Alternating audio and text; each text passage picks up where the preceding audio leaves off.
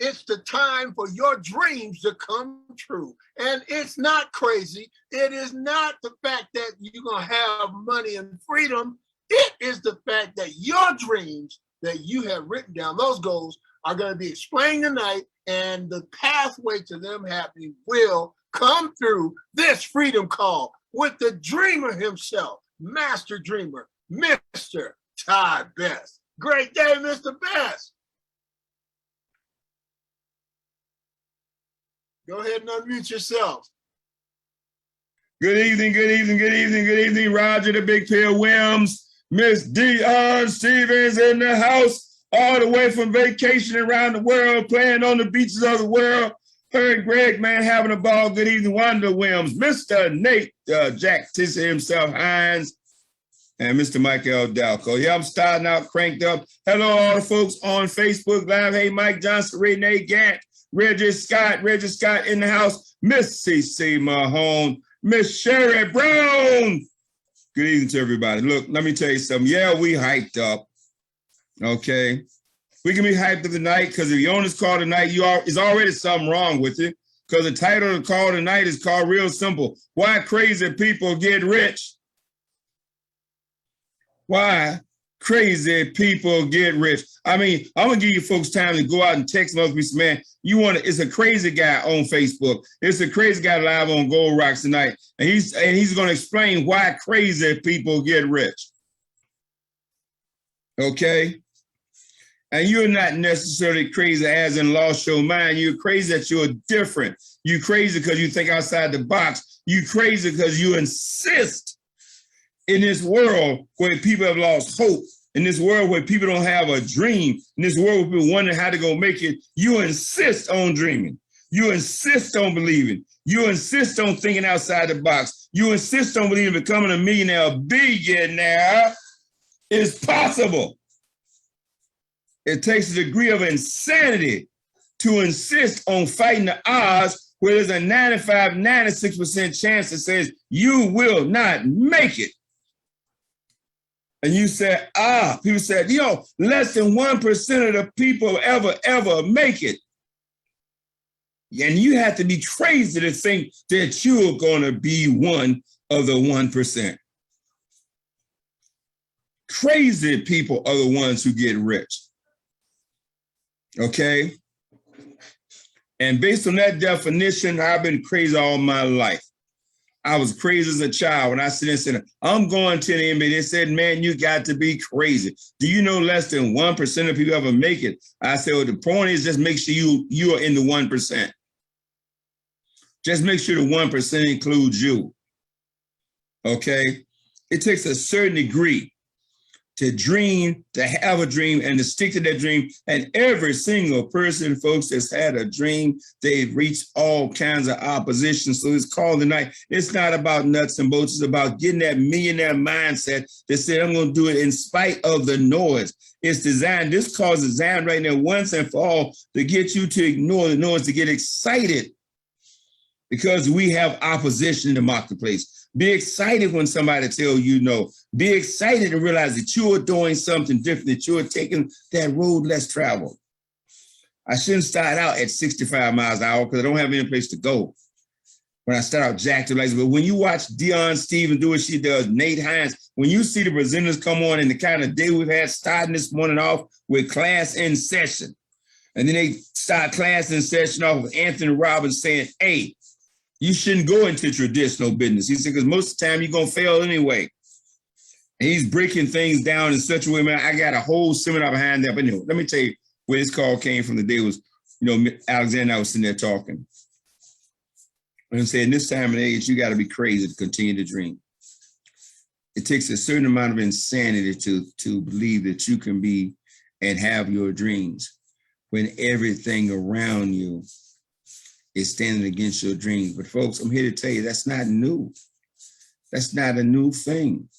And so tonight, what I'm going to do is I'm going to go through some things, some history. And I don't know if you want to take notes on this. It's not that kind of talk that I'm sharing. I'm doing a little fireside chat thing with you. Hey, Jacqueline Anderson. Hey, Kevin Thompson. Hey, Greg McKay.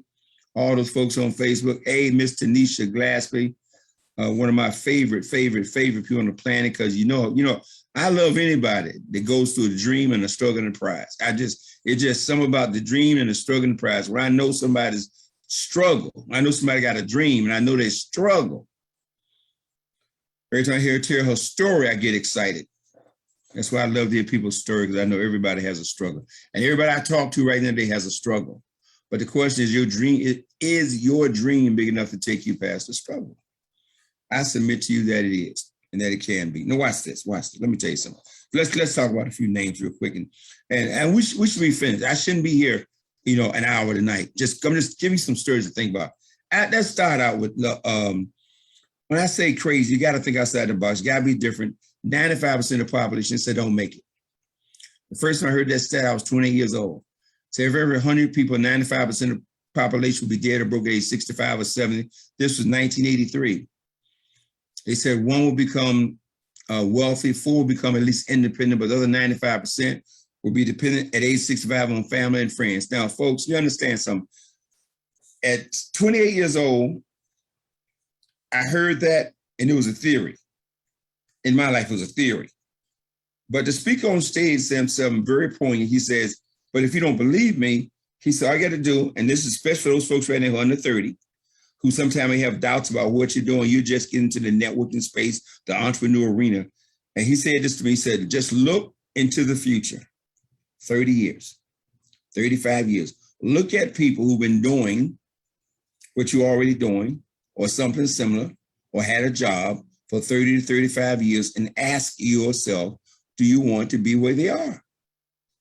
That, that would be a common sense thing that we should be able to observe it. But when he said it, and I was sitting there and I stopped and I sort of went back in that left corner of my brain and started thinking. And I thought about what my mother was, and she had been doing it for 35 years. My mother's only 17 years older than I was. I mean, at that point, my mother was only 45 years old. I was 28, she was 45. But I didn't want to be what she was at 45. I looked where my father was. I didn't want to be who he was. I looked at all my aunts and uncles. Didn't want to be who they were. I thought about all my professors, teachers from high school. Didn't want to be who they were. They've been doing it 25, 35 years. I looked at all my professors in college. Did not want to be who they were. I said, oh, my God. I said, there's some truth to what he's saying. I said, man, these folks are working all their life. And he made a very important statement. He said, if you don't want to be where they are, then if you don't want to be where the masses are going, you better do something different. I mean, it seems so trite, it's like a platitude. Watch what the masses do and do the opposite. If you don't want to go where they're going, don't do what they're doing. And I started doing the opposite at that point. And then I started learning things about when you have a dream, there will be resistance. When you decide you want to walk to a different drummer, there will be resistance. Alexander Graham Bell was one such person. Can you imagine, you go back 130 years and you hear a guy talking about, I believe that the human voice can travel over a wire, can travel over a wire from one distance to another distance, can travel over a wire, can travel through a little wire like this, can travel through a wire. And he started out by one can to another can, and people said, man, that man crazy. He already working on that event. That man got to be out of his mind. That'll never happen. And then he took it to the next level and said, no, forget the wire. I believe it can actually travel through the air. It's the airways that's carrying the frequency. Can you imagine? That's an insane thought. You have to be crazy to believe that. And people around said he's crazy, he was insane. I mean, literally. Okay, and look at where we are today. This communication. I'm sitting here right now at my desk. I got two devices going, one handheld device that's streaming live over Facebook, no cord connected to it. I have no idea how it works. Okay, if I went travel back in time in 1700 with this device, they would burn me at the stake for attraction and voodoo. They say I was the devil. He bought this device. He got to be practicing witchcraft. He got to be a demon of some kind. He walking here with a device from talking about we can talk and communicate over this little device held in his hand. This is the devil. And they called me crazy. Henry Ford. I mean, Fords everywhere today. And many of you been around, you heard me tell Henry Ford's story so many times. Why? Because I worked for the Ford Motor Company, so I know that story. And I've read almost every book written about Henry Ford because I was an employee. I was a dedicated employee of the Ford Motor Company. I read his story. I read why he went bankrupt 3 times. People thought he was nuts. Okay, company stole from him, went bankrupt. Then the company stole from him, started another company called General Motors. You don't know this stuff. He was on his last dime and said, I give up, let me go find me a good job. This is 1903. And his wife said, no, baby, you believe the automobile is incredible. You believe it will replace the car. You believe it will replace the horse and buggy. See, you can't even fathom that today, that somebody can't understand, don't have the vision to see into the future that the horse and buggy would not be replaced by a mechanical machine that could go 180 to 200 miles an hour. See, today it's easy to see that. It's easy to see it, but can you go back 117, 18 years where this car has just been put out there and different manufacturers at the car, but Henry Ford said, we're going to build a car. It's going to become affordable. And one day, they're going to build a car in every driveway, if not 2. Okay, you can see it next. Well, that makes sense. That's not hard to see. Yeah, it was very hard to see in 1903. Why? Because number one, there were no highways. There were no pavements. There were no traffic lights. There were no maps. There was no interstate. There was no Google Maps. Okay, there was no satellite communication. Okay, they hadn't really formulated rubber to be made into. I mean, all this stuff that we take so for granted today. Can you imagine at a time when nobody had a car? The car made all kinds of noise. It broke down all the time. It reached a peak speed of about 15, 20 miles an hour. That was rolling. And a horse and a buggy just rolled right back. When the car break down, that horse be still just chugging. They said, they're Henry Ford crazy. They literally took Henry Ford to court and tried to have him declared clinically insane. Asked him all kinds of dumb questions like who discovered America and how many states in the country, and all that kind of stuff. He said, I'm not in that business. I'm in the business of manufacturing cars. That's all I think about all day long, to manufacture and produce automobiles. Those nickel dime questions you're asking me, I can find in any encyclopedia, or I can press a button, and any one of my geniuses that work for me, I can press a button, they come to my office, they can answer that question for me. They try to say he was clinically insane because he saw this vision, but he could answer this goofy question like who discovered America? Okay, and how many states in the country, and what's the 3 levels of the legislature or of the government, and all that stuff. He said, man, that's not the business I'm in. I'm in the business of manufacturing cars. He found his calling very, very early. They said they tried, but they failed. So you got to be crazy to get rich, because you got to go against the norm. Okay? And dreamers, we think the person doing the norm's crazy. We think the person that work a job for 45 or 50 years and never question that job, never question that boss, never question that status. Okay, that takes a certain amount of insanity. They say insanity is doing the same thing over and over again, expecting a different result. You've been in a job for 10 years, complaining about it for 10 years. Why do you expect it to change? Steve Jobs come out with this little device, cumbersome, green dots on it, dot matrix. And he said, one day, every home gonna have a computer. They said, man, people aren't intelligent enough to operate them things. They too cumbersome, they complicated. You gotta be kidding. Nowhere in the world, it's not gonna happen. He said, I'm telling you, it's gonna happen. He started a little company called Apple. He says, I'm telling you, the day is gonna come when everyone's gonna have a computer, if not 1 or 2 or 3 in their house. They can walk around with a computer device. They can walk around with computers on their wrist. They can walk with computers in the palm of their hand. They said, man, that's Steve Jobs. That dude crazy. He crazy. Okay? They told Bill Gates he was crazy. He told, okay, he go to IBM, the dominant force in technology on the planet. tried to give them the idea of the software. He said the money's in the software. He tried to give it to them. Asked them, then they didn't want it. He said, well, you invest in my company. They didn't want to do that either. They said, we got this. We got this. We comfortable. We got this. You all know the rest of that story. But 40 years ago, Steve Jobs considered some little young kid crazy out of his mind. Okay? Why crazy people get rich? Because crazy, we got the vision to see outside what most people, educated and highly educated people, been taught to see and believe. They believe what they can see in front of them. Or they go to church every Sunday and say, man, we walk by faith, not by sight. That's a lie from the devil. The average person walk by sight, not by faith. Oh, if you just have the faith of a mustard seed, that's all it takes. That's the truth. That is all it takes. But the average person don't have that degree of faith. You talk about making a $49 decision to be a partner, they got to go home and pray about it. You say, well, really, it's about $300 to get started. Let me go home and pray about it. Pray about it? No, have some faith.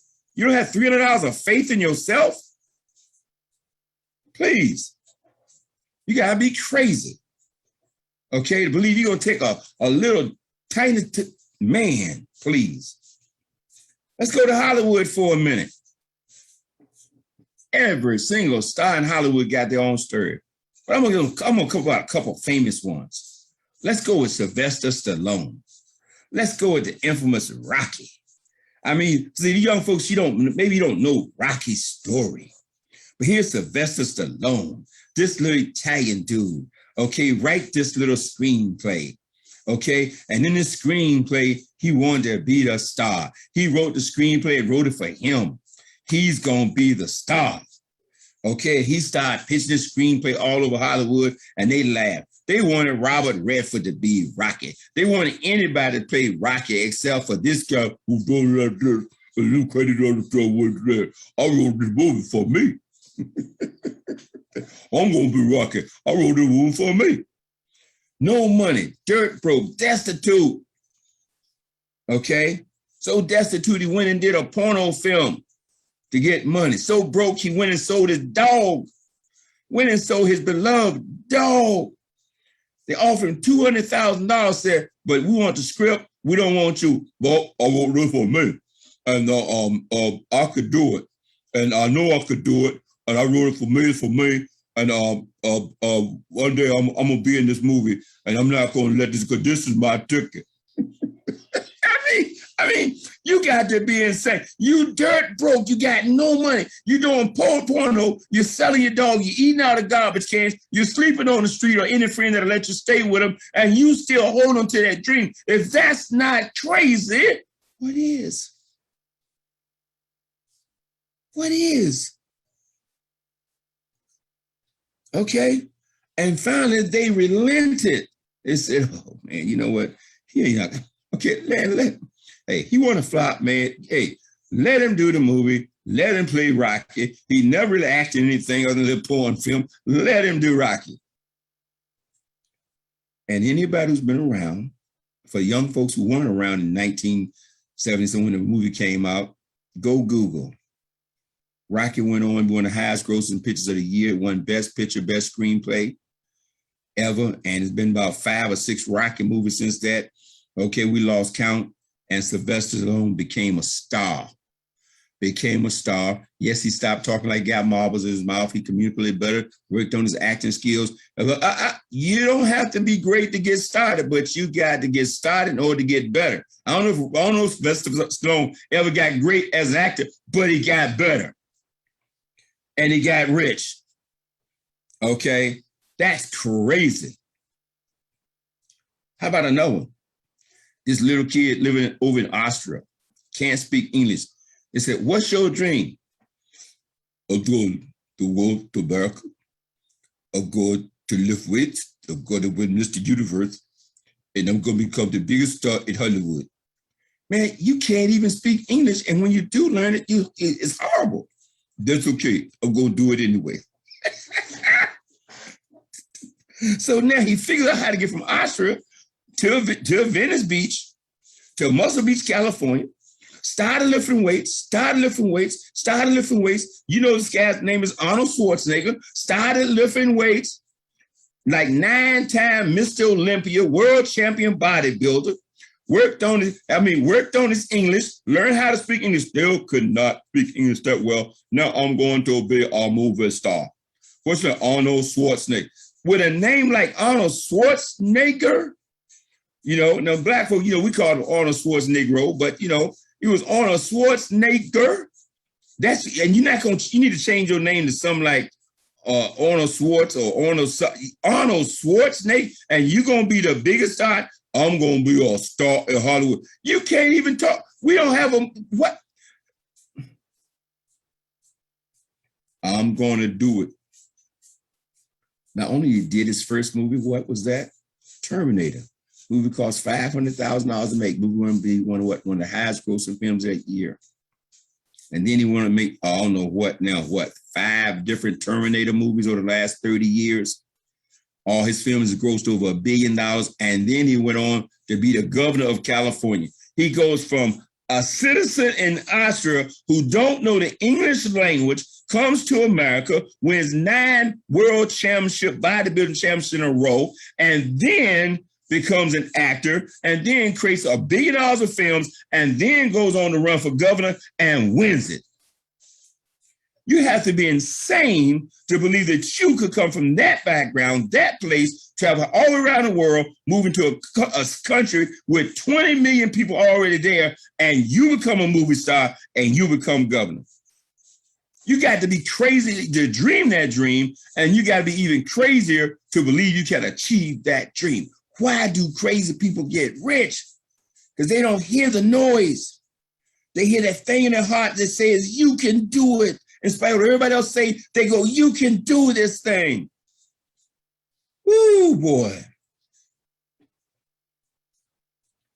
How about this little lady named Tiffany Haddish? Sleeping in her car for 6 months. Said, I'm going to be a star. I'm going to be a star. 6 months sleeping in her car. And you know what? But look, she didn't park in the poor neighborhood. She parked her car in Beverly Hills. She says, this is where I'm going to live because I'm going to be a star. Get to Hollywood with no money. Okay? And you know now she done, I don't know, 8, 9, 10 different films on TV show, radio show, everything. Slept in a car for 6 months. Are you willing to pay that kind of price for your dream? Do you have something you want to have? But you got to be crazy. How do you do that? One of our business partners, Miguel Nunez, his story, you heard he told it right in Dubai. Growing up, you know, blocks away from Mr. Michael L. Dalco, somewhere in North Carolina. I mean, some tough people come to North Carolina. Michael L. Dalco, Tyrone Best, and Miguel Nunez. Michael Jordan, David Thompson, some tough people come to North Carolina, boy. Miguel Nunez sitting there working on a farm, telling me he gonna become a movie star. He gonna make movies. Dirt Pro, hop on a bus from North Carolina with a bologna sandwich and $2. You know, same people don't do that. Same people get that job at the post office. Same people get that job doing construction. Same people get that job for the government. Same people get their first job, the first boss, the first employee, the first guy to come and say, hey, will you work for me? Just give up your dreams, give up your hope, give up your aspiration, and come work for me. I'm gonna make sure you got a roof over your head until I don't need you no more. But in the meantime, anyway, Miguel Nunez got to California, slept outside, slept on the bridges, slept in cars, slept with friends, got his first TV show. And I remember the first time I saw him on television. I remember the first program. I ain't gonna talk about it because he probably don't want to put that on his resume, but I saw it. I mean, you know, actors, they don't like talk about the stuff they did the first time. But I remember, like it was, I'm a big TV movie fan, folks. I got some hobbies in life, but I'm telling you, okay, great story. Okay. How about Tyler Perry? You got to be crazy to keep that dream that Tyler Perry had growing up in Louisiana, growing up in what they would say was a challenging environment, okay, an imperfect home, maintain his dream, maintain his vision, maintain these ideas in his head, and then finally move to Atlanta. And he's going, look, He's going to produce plays and movies. He's going to be the man. How you going to be the man? You got no background, you got no friends, you got no connection. And people thought he was crazy for years. He writing these plays, creating this character called Medea and writing these plays. You've heard him say it 1,000 times. First play, he take all his money. He's so broke, he's saving his income tax check. Now, for those who know the taxes, like we talk about taxes, that's all backwards finances. Government get the money, he get the tax money, he take his tax money, pile that money together, the money he been scraping by saving, and put on a play. Take his whole dime, put on a play for that 1 year. Raise money for a whole year, put on a play, and no one shows up.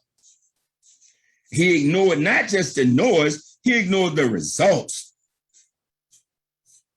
Okay? And continued to do the play year after year after year after year until somebody showed up. Man, you got to be crazy. See, that's what I'm saying. When I say you people think you're crazy, but you are not. For those of you who see this vision right now, what we're doing, this project we're working on, you're not crazy. You're just in that group of dreamers that people don't understand because they refuse to take a risk. They refuse to have a dream. Okay? Rest is history. Tyler Perry, quite frankly, so close to be a billionaire. If he's not already, he can taste it. Built the largest movie studio on the East Coast, period. Bigger than the studios on the West Coast that have been around for 100 years. That's right. Tyler Perry Studios right there in Atlanta, Georgia. Okay, and I'm on the first time reading about him in Ebony magazine. They said this guy made his millions on what we classified as the chitlin circuit, doing these plays with this character called Medea. And they're selling out, packed out. How about another one? Okay, crazy. We thought crazy. Got this little lady over there in Baltimore working on a television station. Said, look, you just not a TV personality. You don't have the right looks. You don't have the right pedigree. You don't have the right background. You really just not made for television. You need to go find something else to do. Thank God Oprah ignored that noise. Thank God Oprah was crazy enough to believe that I don't know what that person's saying, but I belong on TV. I can connect with people on TV. And she go to Chicago and start a TV show, and she started being Oprah, started being her authentic self, and started chasing her dream. And the rest is history. Billionaire Oprah Winfrey, own studio, own network. Okay, what was thought she was crazy living in the mall. Said, you think you should be on TV? People tell her she shouldn't be. I mean, do you understand what I'm saying to you folks? Can you hear what I'm saying? Crazy people get rich because you got to be crazy to go against this tide of what? Mediocrity in this jungle of what? Non-dreamers. You got to be crazy when you can produce and publish and produce your own book. That's a bit of insane. People say you're insane for doing that. Always waiting for somebody to come along and say, will you please publish a book? No, publish your own book. Okay? You can do it. And we want to read your story. Anyway, that's another seminar. I got to do another. Got to do one more. Got to do one more for you.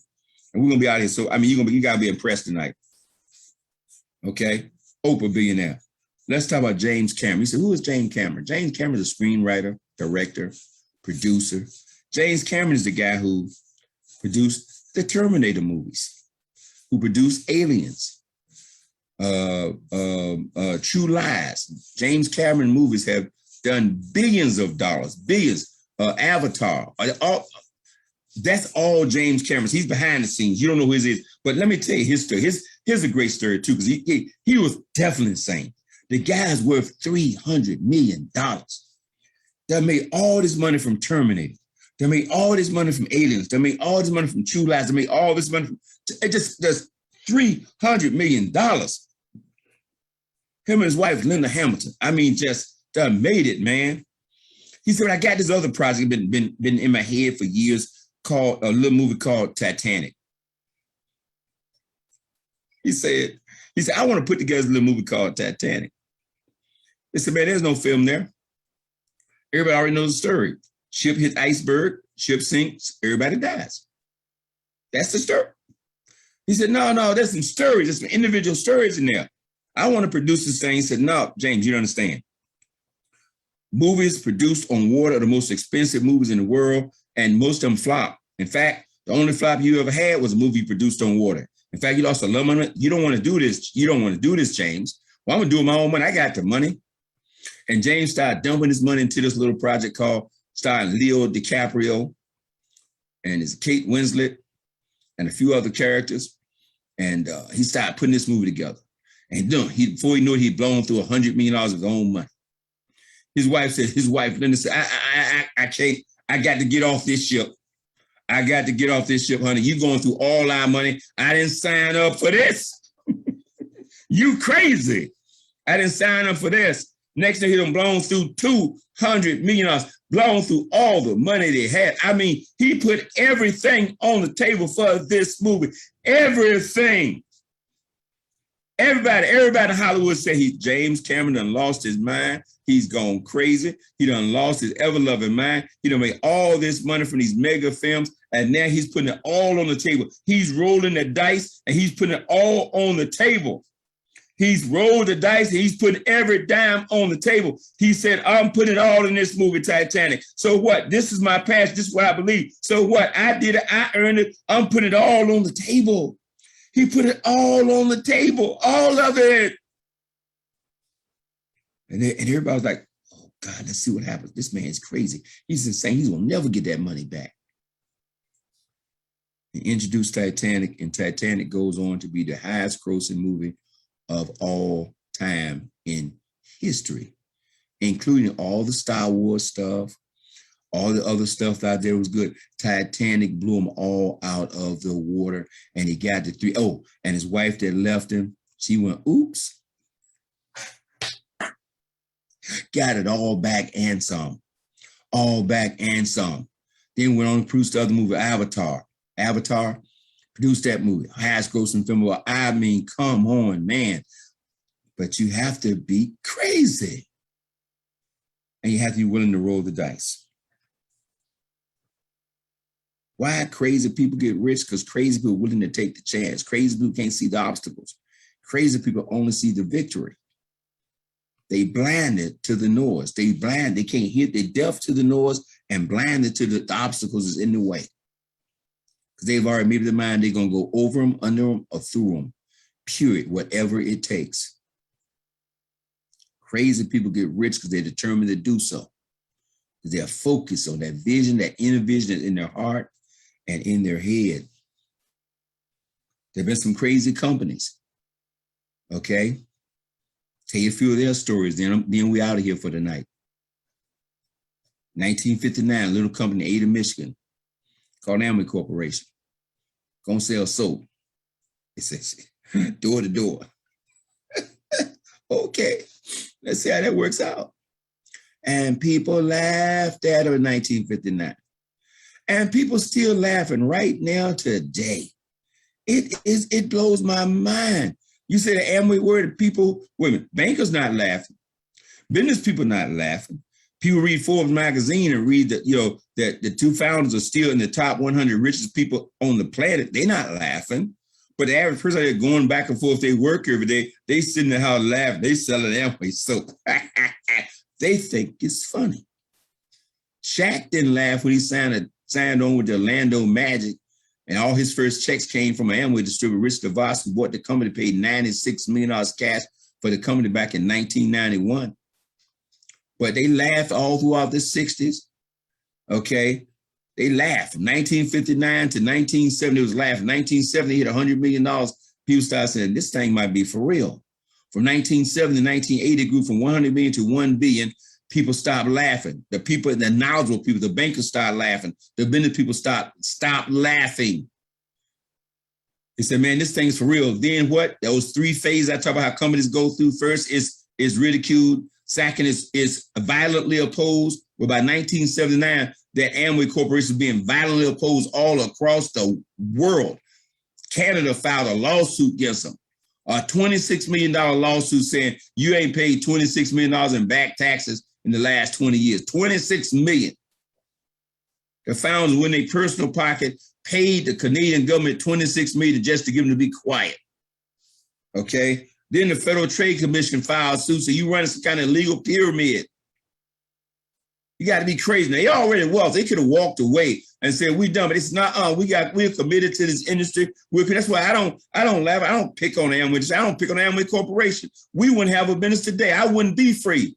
It wasn't for the fact that those two guys in Ada, Michigan launched a company and look, fought the Canadian government, fought the United States government, fought the Federal Trade Commission in court, spent millions of dollars fighting them to prove that this was a viable, grassroots free enterprise concept. And there was not a pyramid because anybody could get in at any time and go make $1 million regardless of what time period they got. They didn't have to be the first one out the door. The person at the top don't make all the money. The person who does the most work, who builds the biggest team, makes the most money, regardless of when they get in. And in 1979, the federal trade, the judge said, nope, this is not an illegal pyramid of some kind. In fact, this is a viable, a vibrant, and a much-needed part of the free enterprise system. It will rejuvenate the free enterprise system because the free enterprise system have been cumbersome, got bogged down with politics, religion, paperwork, administrative hassles. Very difficult for the average person to start a business without the government hands and everything they do before they even open the doors. But interest network marketing said you could start a business for peanuts and build a multi-million-dollar enterprise. And people still laugh. The company did $10 billion. Company does billions of dollars a year worldwide. People laughing. The company put about 3 or 4 presidents in the White House. People laughing. Don't even know they did it. I'm just telling you, some of you who don't been around, you don't know this. Ronald Reagan ran 2 terms. Amway distributors put him in the White House. George Bush ran a term.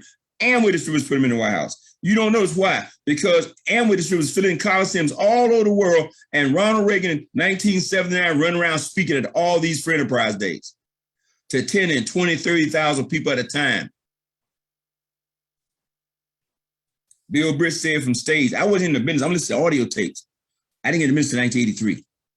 I'm listening to audio tapes. He says, we about to change who's in the White House. That's what Bill Britt talked with that deep bass.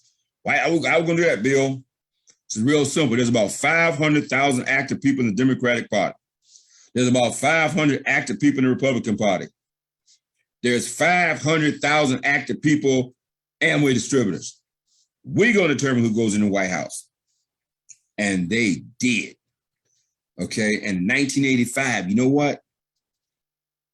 Ronald Reagan invited all those Amway distributors to a private party at the White House. That's not in the history books. I lived it. You got to be crazy. Yeah, I was crazy. I said, man, I saw what they was doing behind the scenes on a grassroots level. People didn't understand. I believe the culture you're looking at right now, almost every movie you see, they talk about dreams and goals. I believe this networking business has affected almost every single culture, every single movie, every single thing we touch. That's all we talk about. I believe it's taught more people to dream than anything. Blair Underwood, you love Blair Underwood? Blair Underwood's father is an Amway distributor, Amway direct distributor in the Amway business, okay? Glenn Close, one of the famous nominated actors out there, okay, sung for years with a group called Upward People. Amway sponsored for years. I can tell you story after story after. I'm not trying to quote the Amway business. I'm trying to tell you, you got to be crazy to have a dream and stick to the dream. Okay? In 1980, this young dude, 24 years old, had a dream. He got a little weight loss product. He said, man, I'm going to build me a company myself. And in fact, you know what I'm going to do? I'm going to start the company. He started his little company out the trunk of his car. 24 years old. His name was Mark Hughes. He started a little company called Herbalife. And people said, this young whippersnapper, he's 24 years old. He got to be crazy. He got to be crazy. He believed he can do and launch a company from the trunk of his car. But he also did something unique. He started a compensation plan that paid more than any other compensation plan out there. Okay. And 5 years later, his little company side of the trunk of his car was doing $500 million a year in business. And then what happened at that point? Critical what happened at that point. Started getting attacked by every government agency you could think of, especially out of Michigan. Why did he get attacked by out of Michigan? That little company in 1959, I just told you, started in Ada, Michigan. He got attacked by people out of Michigan, got attacked by, anyway, I'm not going to open myself up anything I'm just trying to tell you that. And the company went from doing 500 million to 100 million. But guess what? He still had money. Mark Hughes, at 29 years old, worth over $100 million at that point. Man, he had money. You know what he did? He took his own money, reinvested in his own company. That's crazy. Most entrepreneurs would have walked away and said, man, I call it a day. This thing going down the tube. It went from 500 million to 100 million, going down to, he didn't believe that. He took his own money, reinvested in the company and built the company back up. And now Herbalife is still, Mark Hughes dead and gone. He's passed away. Company still here doing $1 billion a year. Started by a 24-year-old who everybody thought was crazy. Another little skincare company out of Utah. Started in 1983, called Nu Skin. I said, man, another network marketing company. That's not going to go off the ground. Well, so much. They didn't tell Blake Rooney. I can't remember the guy's name, the chairman. I think his name was Blake Rooney. They didn't tell him, the co-founders of the company. They didn't hear him. They didn't hear the noise. Nu Skin sitting right there still today. Okay, went to 500 million. Same thing happened. They went to 500 million. Then they started being attacked by attorney generals, primary one out of what? State of Michigan again. All of a sudden they're on TV being attacked. They're all over the place being attacked. When success comes, you're going to be attacked. The question is, can they come and survive that attack? Amway survived it. Herbalife survived it. Nu Skin survived it. Okay? And there's Nu Skin doing $1 billion a year right now still today. That's right, worldwide. Some of you don't have a Nu Skin product in your house. See, that we walk by faith because we haven't seen the Amway product, because we don't have an Herbalife product, because we don't have a Nu Skin product. We don't think the companies exist. And now I got to give you one more company story. One more. I got to give you one more. This is for the ladies. It'd be chauvinistic of me to be sexist without including this story. Because in 1963, there's a little lady who just down there in Texas, she just got sick of being passed over.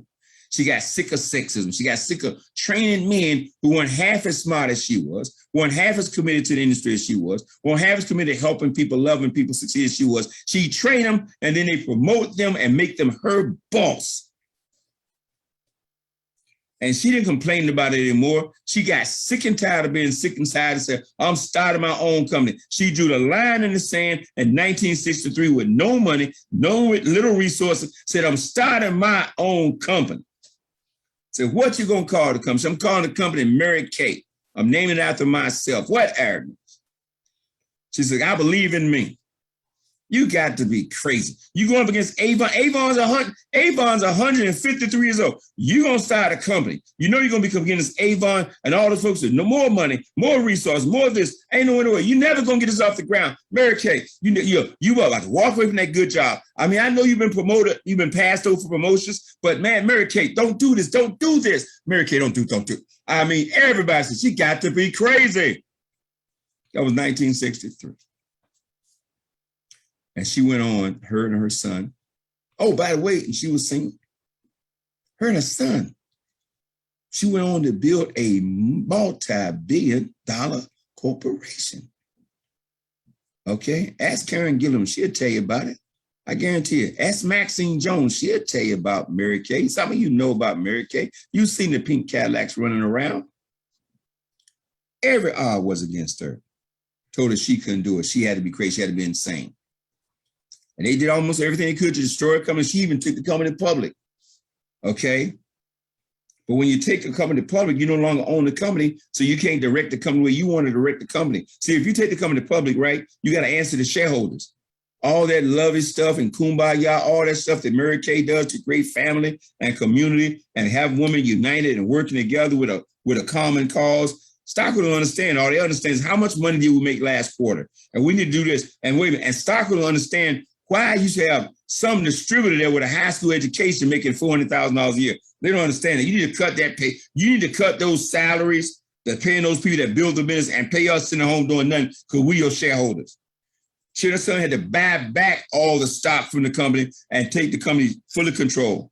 That's why most network marketing companies are privately owned, because they don't have to respond to the stockholders, because stockholders don't understand what we do. They wouldn't understand the power call in the morning. They said, why are we? They wouldn't understand that. They wouldn't understand why people in this industry make $1 million a year sitting at home, not have a business and employees. Man, they start restructuring things in a minute. But that's not the point. I'm off point. Mary Kay. You got Amway Corporation, Herbalife, Nu Skin, Miracle. That's just for everyone put together by what? A crazy person. No, not crazy. Crazy with a person with crystal clear vision that appear to be crazy to those who don't have the dream or don't have the vision. That's the way it works, folks. That's the way it works. Then I tell you about a concept, another concept, revolutionary concept. About back in 2007, 8 or 9, some guys was, sitting around, and whoever the guy was, we still don't know to this day. The mystery guy said, you know what? I'm going to create this digital currency thing called Bitcoin. I'm going to create this digital currency thing called Bitcoin. I'm going to create a revolution in this space called blockchain. I'm going to create the people's money. And people are going to vote this money into existence. But I don't want to take credit for it because I know you're going to get some heat when you start attacking the existing monetary systems around the world. Even though this is better. You have to be insane to believe that you're going to create something that's going to compete with the Rothschilds, the Warburgs, the Rockefellers, the JP Morgans of the world. You're going to create something that's going to compete on that level from your apartment. You got to be crazy. And it did look crazy. It started out at, tenths of a penny. And it stayed that way for a few years. Then, for a year or so, then it propped up and went to 5 cents and 10 cents. And then it went to $1. Then it went to $2. Then it went to $1,000. Then it went back down. Then it did all those things, that unpredictable things that people crazy. I remember that people crazy. I remember getting a phone call about this little thing called Bitcoin back in 2011, 12. I didn't hear about it until 2011 or 12. Somebody said, you send your money to this link. They gave me some little funny looking link. I said, wait, well, who owns the place? We don't know. Who am I sending the money to? Well, we don't know. Well, how do I get my money back if it goes wrong? We don't know. Well, how do I know if it's, man, you better call somebody else, because I thought they were crazy. So I'm not excused. Okay. I thought those folks, those early adopters in Bitcoin, they crazy. But they had a vision to see something I didn't see. And here we are now, 13 years later, 12, 13 years later, and Bitcoin sitting there, shot up to a high of $64,000 per coin, has a market cap bigger than any bank in the world. $1 trillion+ market cap. Okay. You had to be a little insane to send your money to Bitcoin back in 2008, 9, 10, 11, 12. Okay. Crazy. Crazy. Okay. Crazy people get rich. How many of you out there are crazy? Type in the chat room. Let us know. Are you crazy? Yeah, you crazy. You see something you don't see. You better be crazy. Okay. I'm crazy too. I was crazy enough to believe that little team of Michael Dalco and Nisa Nakos getting together. And they said, this G99 could be hot. It's backed by a billionaire. Now, if we could just get that billionaire to put together a networking division, man, we might be able to do something here. I said, well, hey, man, let's go for it. Okay. I ain't taking no credit for it. I said, let's go for it. I'm okay, let's go for it. But that Mr. Michael L. Dalco, you talking about dreaming. You talking about gutsy. Can you understand? He pick up the phone, and him and Nisa Nakos, and I forgot, he's Martin, I believe, they gonna call this multi-billionaire last year and say, man, we can do this. And you gotta sell. See, people don't understand what we got our hands on. He wasn't sitting out and saying, when I can make some money, let me start a network marketing company. That's not, no, he already had the G999. He already had the coin. He was already introduced the coin to the marketplace. Mr. Dalco, Mr. Nika Nakos, and a couple of people on the council had to go sell Joseph Haidt on putting together this division that you and I get a chance to have a seat at the table and play with. Okay? And of course, people last November said, they crazy. I'm like, hey man, let's go for it. I like the idea. It's something new. It's different. I don't even know what I was doing. Okay. I tell you, when I thought it was crazy, when they said they're going to pay me in Bitcoin, I said, nah, just being crazy. I said, but you know what? Hey, man, you know what? Let's go for it. I ain't gonna say I had this great vision about what was going on. I know my vision is always about the network. I'm going to build wealth builders worldwide for the rest of my life. What the product and all that stuff is, that could vary. That could vary. I have no idea all the products that Mr. Joseph Height has in mind right now. Alexander Coach and all have in mind right. I don't know all the products they have in mind. I'm putting people in the business. I'm crazy enough to believe we can put 1 million people in this thing. That's my crazy. Okay. When you say we're going to pay 24/7. I said, okay, well, that's a good idea. But we got to pay in Bitcoin and Ethereum. I said, well, okay. I know people ask, how do I get my money? First thing came on my mind. Okay, why? Because of ignorance. What? Not because of ignorance. Because see, the technology today has moved so fast, so forward, moved forward so fast that now there's all kinds of ways you can instantly convert Bitcoin into that doggone paper dollars that we've been, that stuff, this stuff right here we've been taught to learn and worship, this stuff right here. Okay.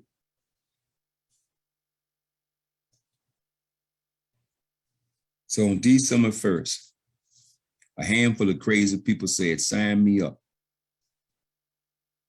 Bitcoin sitting at 18,000. I said, well, Bitcoin's over. I mean, the word in the marketplace was Bitcoin over. Them folks launching a company, they're going to get paid in Bitcoin, and Bitcoin's going backwards. Oh, boy, I tell you. Oh, Lord, I tell you, I gotta love you. You got to be crazy. We said, well, we're going to do this thing. And we launched this thing and exploded. And then Bitcoin exploded right along with us from 18,000 over 30,000 the first month and shot right through February. By the end of February, I guess at some point between February and March, it peaked at $64,000 a coin. People made money like crazy. And then we had a company owner with his vision. I'm not going to call Joseph Heights crazy. He was already rich, so he was around crazy, okay? But he said, I'm going to do something crazy. What's that? A brand new company, 6 months old, I'm going to launch a $3.5 million incentive. I'm going to give away $1 million to the #1 producer.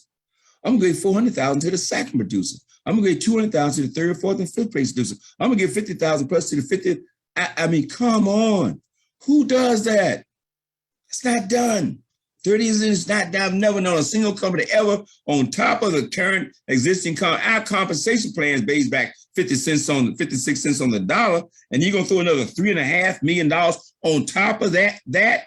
And not only that, we're not getting paid in this stuff that goes through your hand like water. We're being paid in an asset that grows. And of course, people say, he crazy. I know folks say, you know what, they crazy. They drinking the Kool-Aid. He ain't gonna never pay out that money. He just dangling the carrot. Just dangling the carrot. They never going to coin on the exchange. Coin hit the chain. Every single thing they said we crazy for believing, he has done. And then here comes June. Hey, Mr. Brian Crumley, here's your $1 million. Boom. Mr. Crypto Steve, for part of the Wealth Builders family, here's your $400,000. Other three players, here's your $200,000, your $200,000, your $200,000. Hey, Mr. Bass, here's $50,000 for you, man. You must have took a couple months off. Here's your $50,000. That's your conciliatory prize. $50,000 of Bitcoin. Oops, wait a minute. And then the Bitcoin went about another 30 grand next 90 days after they gave it to me. God Almighty. Thank God I'm a crazy person every day. Crazy enough to believe in a dream, crazy enough to believe in the unseen. Crazy enough to believe this industry has been around 70 plus years, doing $200 billion a year when the average person don't see it. That's why I say you gotta be crazy to get rich. Okay? And then the last point, and I am truly done. This is 9 months later. Okay? Our organization, Wealth Builders Worldwide, has done over $25 million in business, over $13 million paid out in commissions. And then here we are in September. And on September 5th, we're launching the second sort of legacy incentive contest. We call it the Super Dream Incentive. And Joseph Height said, 3.5, that was good, but this time we're going to give away $8.5 million. And the first prize is going to be over $3 million in cash and prizes. Okay. Some of you, this is my grow up speech to some of you out there still chasing the carrot. We're on a mission bigger than the prize, folks. People ask me, say, what do you think about the incentive? I said, I think it's the greatest incentive I've ever seen in my lifetime, which it is. I said, but it doesn't change my behavior. Why? My behavior is not based on the carrot. My behavior is based on my belief in what I'm doing. I do the same thing every day. It didn't energize me to do much more than I'm doing right now. Man, maybe it did, maybe a little bit. Okay? I give it everything I got every day. I was going to give it everything I got with or without the incentive. I was going to give it everything I got. Some of you still need that because some of you still got somewhat of an employee mentality. If you understand it's your business and the income opportunities are limited, if you understand you got people on this team and GS Partners who made $1 million in the first 8 months without that incentive, you're in a position right now, you're going to make more money in the next 90 days you probably ever made in your lifetime. You'll make more money in the next 12 months you ever made in your lifetime. You get more rewards in the next 12 months you ever made in your lifetime. You're going to build more net worth in the next 12 months than you have in your entire lifetime. Okay? Because money comes at you so many ways because you've elected to act crazy, sign up in this program, you elect to do the 3 things to what? Gas up, get a package, acquire all the assets you can. You're now buying real estate in Dubai. You got to be crazy. Them folks over there in GS Partners, they crazy. They got to be crazy. Some guy on the other side of the world say you can now buy real estate in Dubai. You can own that real estate in Dubai just by pressing a button. And not only do you own the real estate can appreciate in value, which builds your net worth. You're also going to get paid every month for owning that real estate. You also can own as much real estate you want. Doesn't matter about your background, your education, your ethnicity. They didn't ask for your social security number. You don't have to do 3 inches of the paperwork. You ain't got to bring in the lawyers. You ain't got to bring in the appraiser. All that stuff already done by Joseph Height and team. All you got to do is go out there and smash the button for $99. And every time you smash for $99, you own real estate in the hottest real estate market in the world. That's Dubai. To believe that, you got to be crazy. You know what I'm saying? I own tens of thousands of real estate in Dubai right now. They say that coin, man, look at that coin, that G999 coin. Man, they tell me go get 1 million of those coins. They get those nodes out there, get 1 million of those coins. Okay. I posted on Facebook, I think I sent out today. Man, them coins hit yesterday. I picked up another 200,000+ coins yesterday. Just boom, dropped just like that. I didn't have to call anybody. They didn't check on me. They went to that ID number. That blockchain spit them out just like that, like clockwork. 200,000. The 6th of the month, boom, dropped just like that to my wallet. Okay. Imagine your coins that would drop. I had my buddy call me yesterday. He said, man, I said, I wish I had done more. They dropped 9,900 coins like clockwork. He said, Tyrone, when that coin goes to $1, that means I'm making $9,900 a month residual income from the coin alone. I said, yeah. He said, but wait a minute. But I still have the coin, right? The coin's still mine. The 1 million coins I put in that community, they still mine, right? I said, yeah, they're yours. He said, so wait a minute. That means they're worth $1 million, right? That means I'm a millionaire with $100,000 residual income, and the coin has potential to keep going up. He said, wait a minute, what part of this people don't get? I said, I don't know. You got to be crazy to see it. God bless, folks. Look, man, I hope you understand what I'm trying to say. Crazy people get rich. Okay? You can't listen to the same people. Same people, they get up every morning, 5 days a week, 6 days a week, they go to a job. Same people, when they run short of money, you know what they go do? They go look for another job. So they had 2 jobs. Same people go look for 3 jobs. Okay? Same people constantly run around looking for a boss to take care of them. Same people fill out their resume. Crazy people look for opportunity. Crazy people believe in faith. Crazy people have the faith of a mustard seed. Crazy people believe that faith of a mustard seed will move that mountain. Be crazy. Let them say whatever they want to say about you. This thing is for real. It's the greatest I've seen in 38 years, and you are here now. Folks, dream big, and don't let anybody steal your dream. Back to you, Mr. Roger Williams.